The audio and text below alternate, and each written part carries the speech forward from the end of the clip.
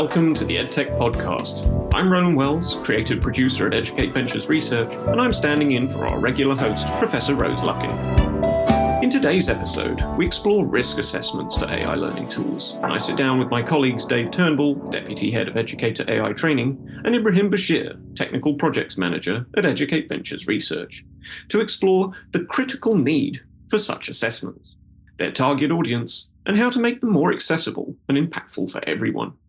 In the second half of the episode, we're joined by Professor Rose Luckin from her own Zoom studio in Sydney, Australia. At Educate Ventures Research, the team has produced a set of risk assessments and innovation maps for the most popular AI tools for schools and classrooms in the UK.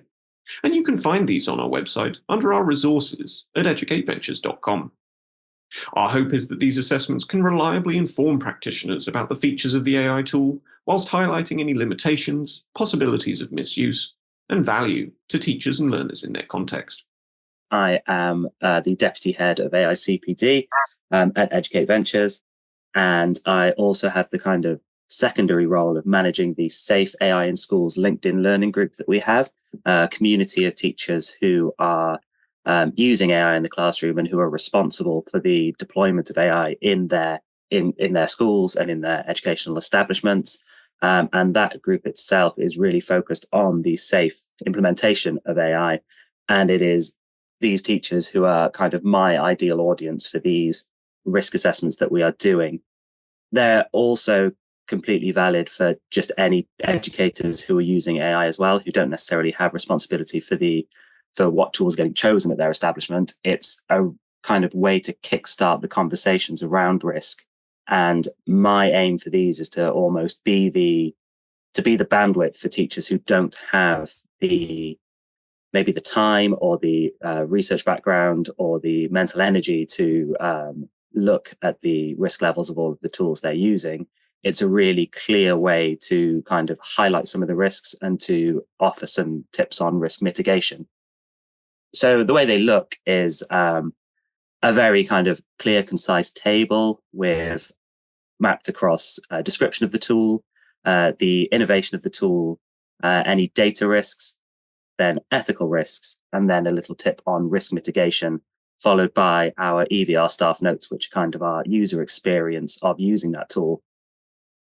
I think one of the key things is that we mention it as risk mitigation. We don't think it's possible to have, eliminate a risk entirely. We always talk about what you could do to be mitigating the risks of these AI tools.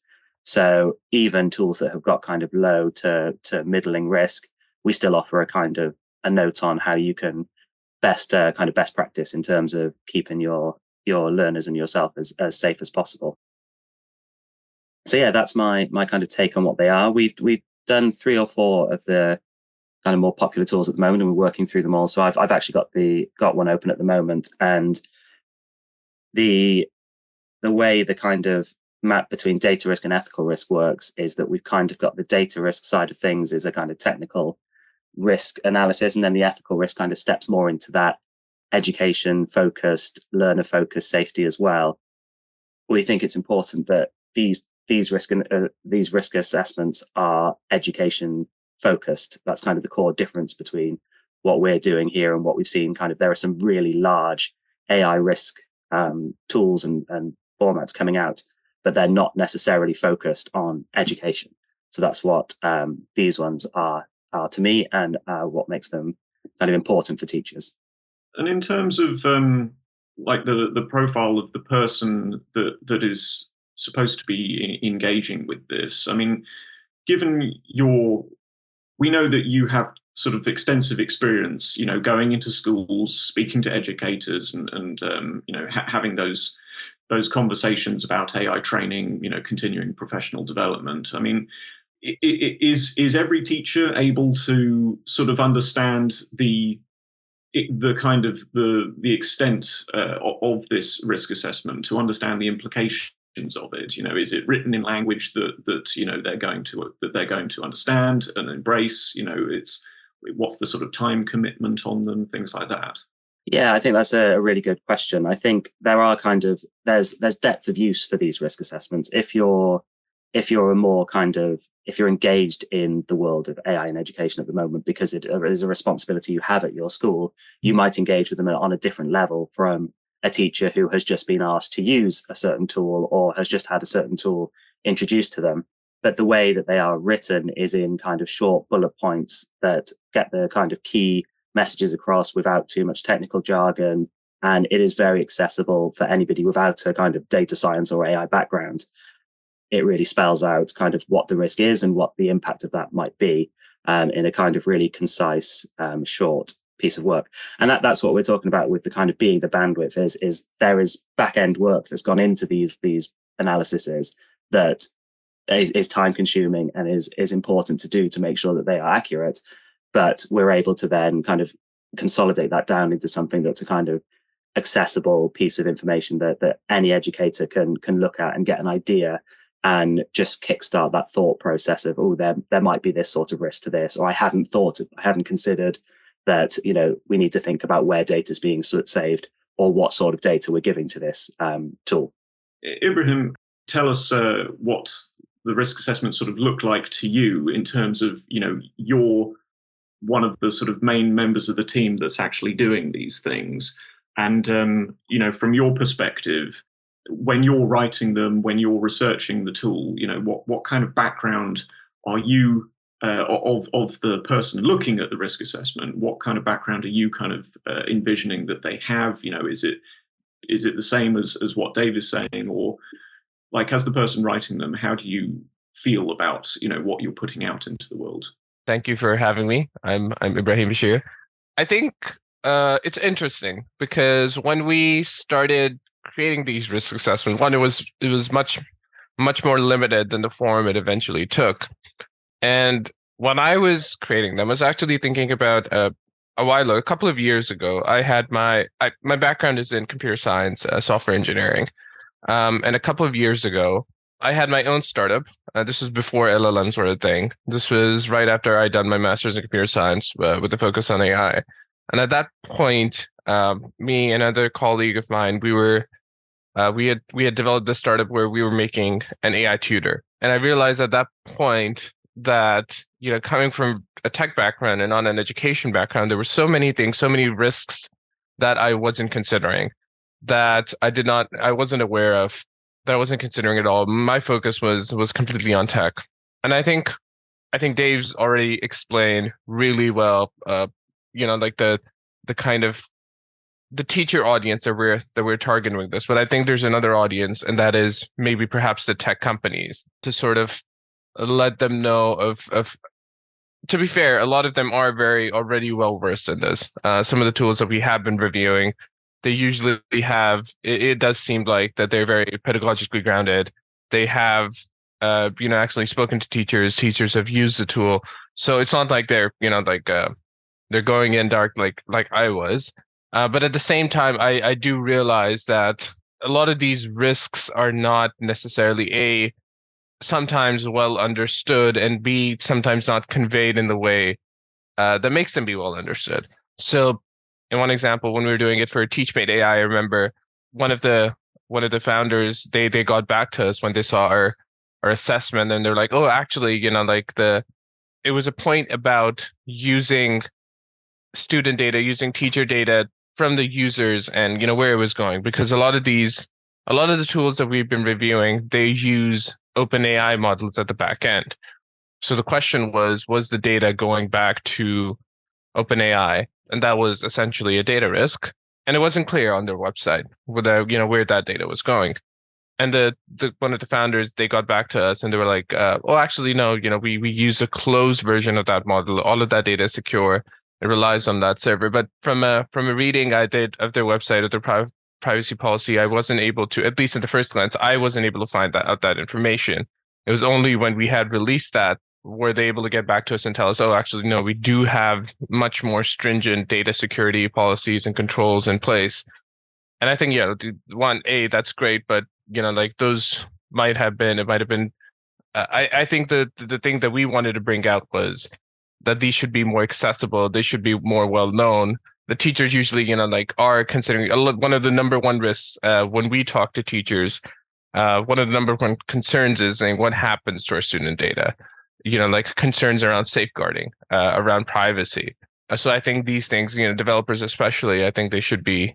It's definitely, a lot of them are good about it, but I think there's definitely a lot of gaps there still. I think also in terms of, for example, ethical bias, there's this understanding. A lot of these tools, again, since they're using open AI models in the back end, and they might be really good in terms of protecting student data or using even a closed version of that model so data doesn't get shared or data isn't trained, data isn't used to train these models. It still does come with its own inherent set of biases. And the question is, have the developers of these tools, have they considered what those biases are, or how have they accounted for them? And if, for example, they've fine-tuned these models, and usually a lot of them have, they've added a lot of safeguarding controls in place. But if they fine-tune them using their own data, or they're like doing some kind of, they're using their own data as some sort of context for these models, is there any bias in their data, or is there any like gaps in the data that they should be considering? Have they done any kind of controls for or checks for efficacy, or have they checked how different demographics of students like use their tool, and whether there's a difference, and like whether there's any inherent bias at that? So I think a lot of these questions are, one, it's a lot of work, but two, not all of these are something that are usually considered when developing tech tools, or at least like from my experience, that was one of the gaps, and that was one of the things that we wanted to bring out with this. And coming back to the point, I think the tool, like initially, I remember when we were developing this, the risks themselves were we had just one category of risk where we were like, no, we need to separate the data risk, which is like where the data is going, how it's being stored, under what regulation, are the regulation followed regarding the data security and privacy. We needed to separate that from the ethical risk, and the ethical risk also, by the way, includes that whether like how pedagogically aligned, or whether it considers how it considers the student's socioeconomic or educational background, all those kinds of things. And then we also thought like a lot of these tools should also like they have some degree of innovation. We should also highlight that the point isn't to kind of bring down these tools, is to highlight that these tools they should be used, but these are some of the things that you should be considering. In a lot of cases, actually, we've been using these tools for different parts of our work. We've had clients who've used these tools, so we definitely do want to encourage their use. In a lot of cases, there is very simple things that you can do to mitigate the risk, to greatly mitigate the risk that you have with using these tools. And I think also one of the things that I do enjoy doing when we review these tools is actually like use them as a teacher would use them, or to test out all the new features. And that's why we added the staff notes kind of stuff. Like it's just what was actually useful to us, besides all of the what it does, what it doesn't do, just things that we found interesting. So yeah, like just developing it, just using these, it's been an interesting exercise, and always bring me back to the AI tutor that we developed, and like how, again, how could we like I realize now that if someone had done a risk assessment for us back then, there were so many things that we could have done better, we could have done different. That element of doing the work in order to kind of not strong arm, but sort of to kind of challenge the developer and their literature around the tool and the ways that the tool works, to make it sort of more accessible to a non-technical audience, an audience that isn't necessarily has no background in data science, I think is kind of really important. It's the same as somebody, a user of one of our courses, messaging me and saying, the user experience on the website is not, like, I can't find what I've just paid for. And so that challenge to the developers, I think, is kind of crucial. And of course, we don't want to be in a position where we're irritating developers or kind of smearing them. That's not the purpose of it. But enhance that kind of mindset for people, that they need to be in a sort of a risk and ethics and a sort of a data mindset when they're using these tools. Which kind of leads me really to the second question. The end goal for pushing this risk and this kind of safety mindset, this proactive, this idea that educators naturally have about what are the sort of actionable things that they can do with this with a tool, be aware of all of the, or at least a majority of any of the risks involved. So it seems like we're trying to raise the sophistication of the conversation around evidence and risk. Many of the people who might benefit from AI tools might not have the time to exhaustively, hunt out all the little details of a learning tool, of its policies, of the literature, and interpret it themselves. It's just not something that they necessarily have the time for. So I think it's easy for us to say that we're doing like a sort of a public service, and for developers to kind of look at this sort of take and think, well, you're just kind of pulling apart our tools. But the fact is that the audience that we're trying to reach does not necessarily have the capacity or the kind of the sort of the data and AI literacy. I think one of the key points for me is that one of the issues is that ultimately educators have got the responsibility for what's being used in their classrooms to be safe, but don't necessarily have the power to, enact change in, teachers can't set the regulations, teachers can't hold tools to account in the way that perhaps they may be in the future. And like innovation is running at a far greater pace than regulation is keeping up with. And then in education, there's a typical kind of slow uptake in technology to be contending with as well. So you're getting this kind of really spread out map of teachers that are flying with it, teachers who have never heard of it, teachers who won't use it because they, oppose the idea of AI, teachers who haven't yet started their journey but are quite interested. But then when the tools are getting used, they have to be safe, and they have to be you have to look at those risks before using them in the classroom. And at the moment, there's not any kind of government line on this is a safe tool, this is how we're going to do this. It is on the teachers themselves to, if they want to use these tools, to understand the risks that they're kind of putting into their classroom and mitigate against them. It was one of the things that came out of the recent DFE paper on generative AI, that there's a call out for teachers for guidance on what is safe practice, what is best practice, how do we use these tools effectively. And one of the things I've noticed is that I think teachers are doing that instinctively anyway in the way they are engaging and using AI. So the highest use case of AI is kind of teacher workload reduction. Generative AI is teacher workload reduction. And that, I think, is a way the teachers are already naturally mitigating the risks. They're kind of keeping the tool one step removed from the learners. There was a recent teacher tap poll that said, I'm just going to make sure I get the actual numbers right on it, that 42% of teachers said that they had used generative AI in their work, but only 7% had used it in a lesson. So it's like, even amongst teachers who are using it, it's a really small percentage of teachers who are willing or happy to be putting these tools in front of their learners. So I think teachers understand, well, they have to understand risk. It's part of our job. We need to be constantly thinking about safeguarding concerns, worries in using tech tools or any kind of interventions with learners. And I think teachers are naturally very good at it. But then there's extra depth, as you say, for teachers who don't have, data science backgrounds, don't understand the way these things are working, because it's not on them to learn that. It's not, the teachers shouldn't have to be data scientists to use these tools, but there should be reassurance for teachers that these tools have been checked for their safety. It sort of makes me wonder. There's that sort of component of the fact that EVR and Rose have been involved with the edtech sector for many years.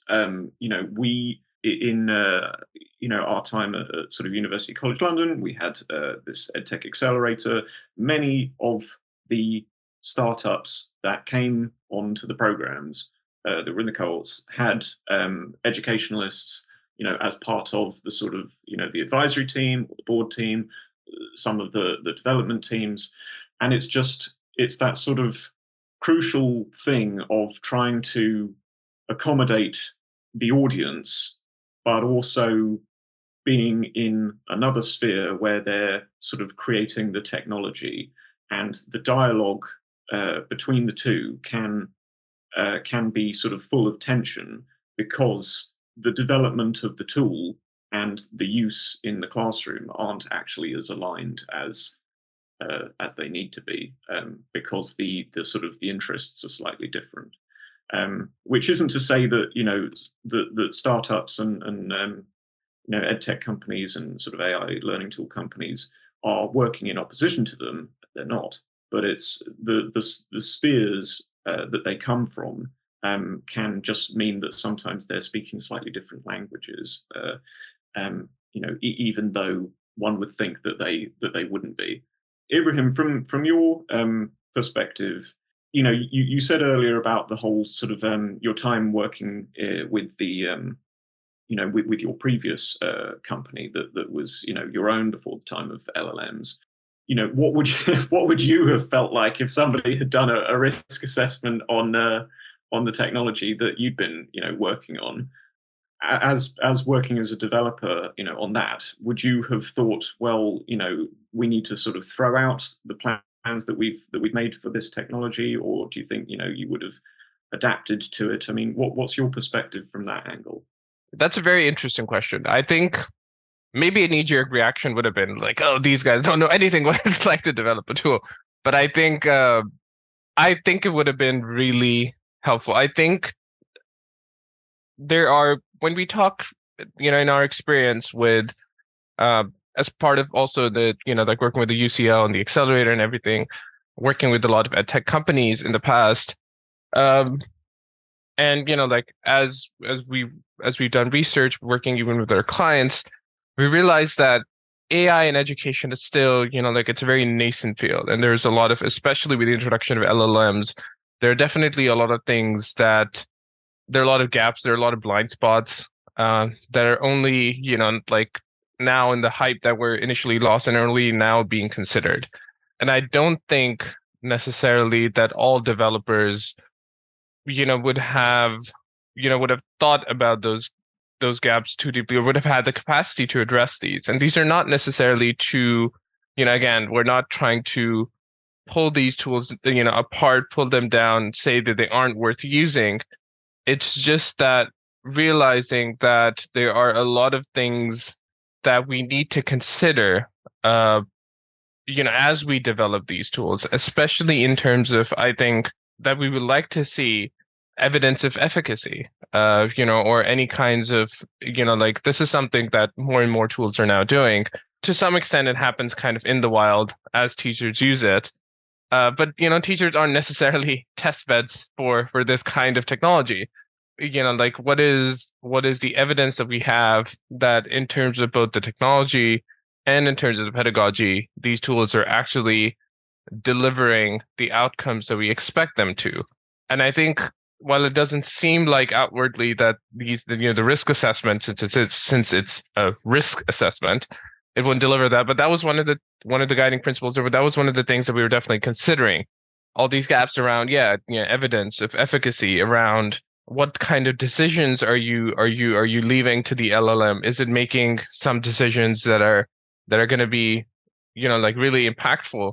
The ethical framework that you're using, like a lot of companies don't consider the, like, well, or they do, but they don't necessarily have it written out. So I think for us, maybe after the initial knee-jerk reaction of maybe the negative reaction, it would have been, I would have liked to think that we would have taken it positively, and it would have opened our eyes to all of the things, the vast amount of things that need to be considered, or they need to be taken, that you need to take account for when developing such an app, because it is, even in the EU AI Act, I think education, or one, like there's these categories, one of the high risk or the extreme risk categories.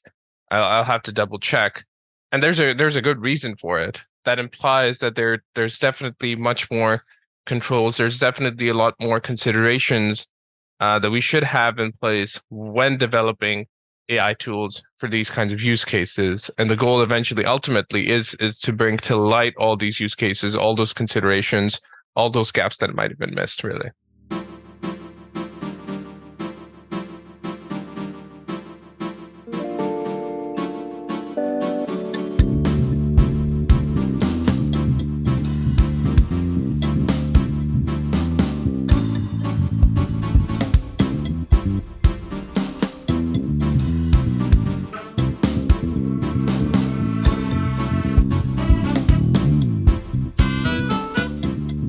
Brings the conversation, I think, sort of neatly round to the third question. With the advent of sort of emerging technologies, we had sort of XR, augmented reality, virtual reality. There is a danger that many people outside of, the learning environment consider the learning environment a test bed for tech interventions and IP at its core. And why do we allow it to be the case that sort of it becomes the practitioner's responsibility to make these kinds of evaluations? Even with the aid of risk assessments, with the aid of sort of frameworks, why is it the case that it becomes the teacher's responsibility? I know that they're front facing. They're the ones who are sort of dealing with the learning environment on a daily basis. But why is the tech and AI sector not capable of entirely regulating their own practices? Can't the market sort itself out? But the fact is that the market is not necessarily within the market's interests to perform this way. So the question becomes the school's responsibility, and the burden is on the teacher. Is it going to help if organizations, the developers of the tools, are able to sort of make arrangements with the schools? I mean, Dave, what do you sort of feel is a kind of a way forward? I don't think I can speak to why companies themselves can't or won't do this work internally, but I can kind of speak to the issues with using schools as test beds or even any kind of evaluative system. Thinking about kind of edtech more broadly and drawing on my experience of teaching, and go back to, you mentioned augmented reality and VR headsets. I know that I was part of the purchasing process of choosing and getting hold of some VR headsets for my previous school. They got used by me extensively, and then I left the school. And I am 99% sure they are in a cupboard and have not been gotten out since. So, and I was trying to evaluate the use of them and what the impact was, but I'm one person with one class. That's not enough information to get any kind of relevant data on whether these have done what I wanted them to do, whether they've been an investment that's worthwhile. And as far as the company are concerned, I've bought that already. The sale is done. I don't need to, they don't need to engage with me any further than that, really, other than maybe I'll buy some new ones if they make some more down the line. But they weren't in the business of checking that I was using them effectively. They weren't in the business of making sure that their product was doing what they wanted it to do. And they were in the business of selling me the product. And that's their prerogative as a company. And it kind of then fell to me to try and do that myself. And you're teaching. You haven't got the space to do any in-depth research or evaluative tools. You can do your best, and the more teachers you can get on board with you doing it as well, you can generate your own kind of internal kind of information. But then I was finding myself reaching out to further groups of teachers to try and get more people that had used them and getting their experiences. But that's so time consuming because you're making connections, you're getting all this information. So schools, just they're naturally, the way they work, they're not a good place to test products in, because they're busy doing what they need to be doing, which is keeping kids safe and teaching. That's their core use. They're not places that they're built and designed to evaluate tools that are being used. And there's another complexity as well, and that is that there's a growing field of research called implementation research that demonstrates that a piece of technology that works well in one place won't work well in another place. So the tech company, as you say, Dave, the schools don't have the time or the resources. So there has to be a better way forward, but it's not obvious. And I worry about, when it comes to AI, I worry about the tech companies being allowed to regulate themselves, because they won't, unless it's heavily policed. They won't. It's too risky. I actually think the education sector has to get much more involved in the regulation, but it can't be teachers in classrooms. They haven't got the time. Somehow there has to be, whether it's bodies, I don't know, but if we're not careful, what we end up with in terms of regulation won't really meet the needs of the education sector.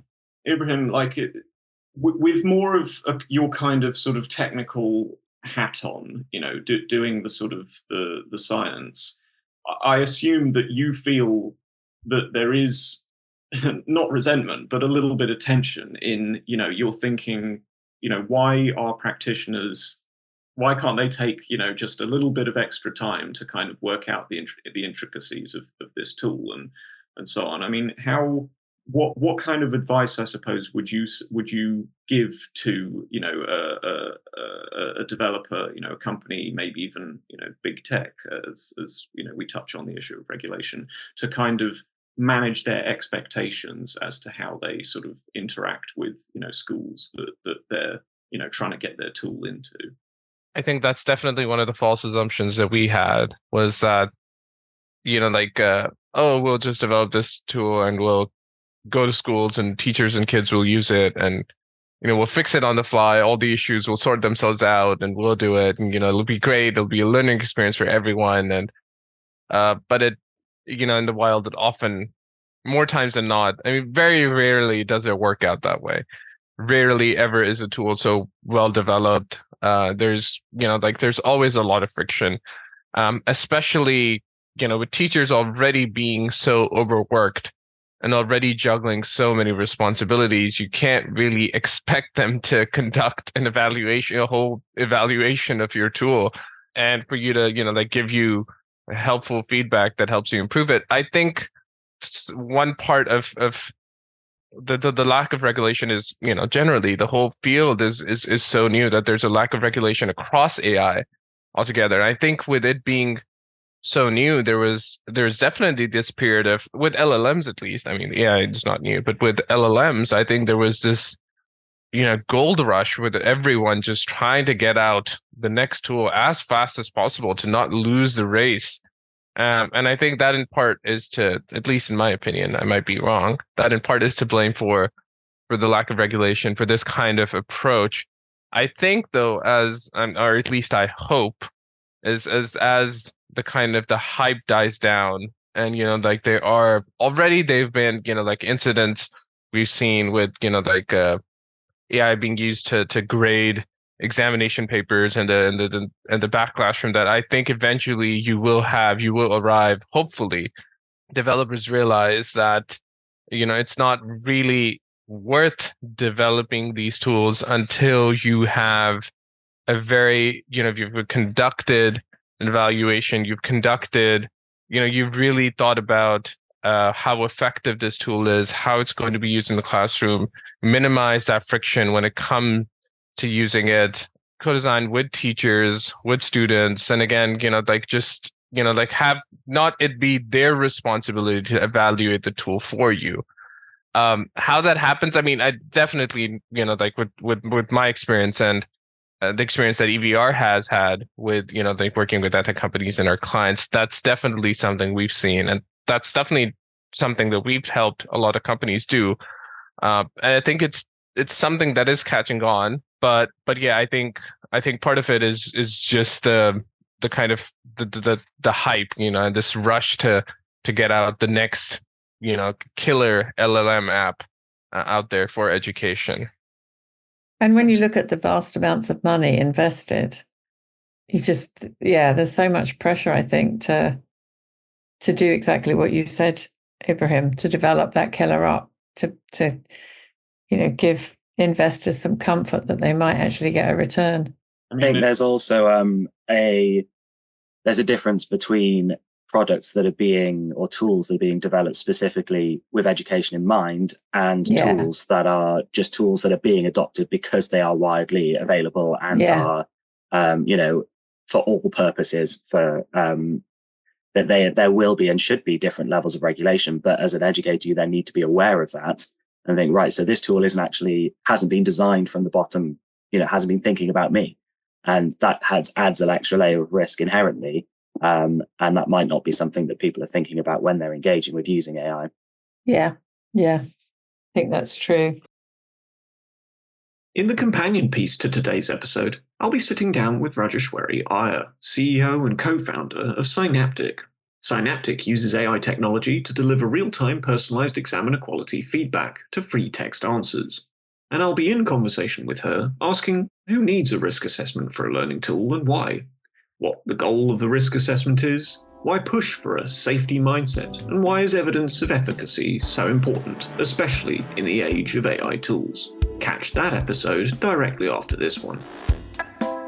You've been listening to the EdTech Podcast, hosted by the team at Educate Ventures Research, the innovative boutique consultancy and training provider dedicated to helping education organizations leverage AI to unlock insights, enhance learning, and drive positive outcomes and impact. Visit educateventures.com to find out more.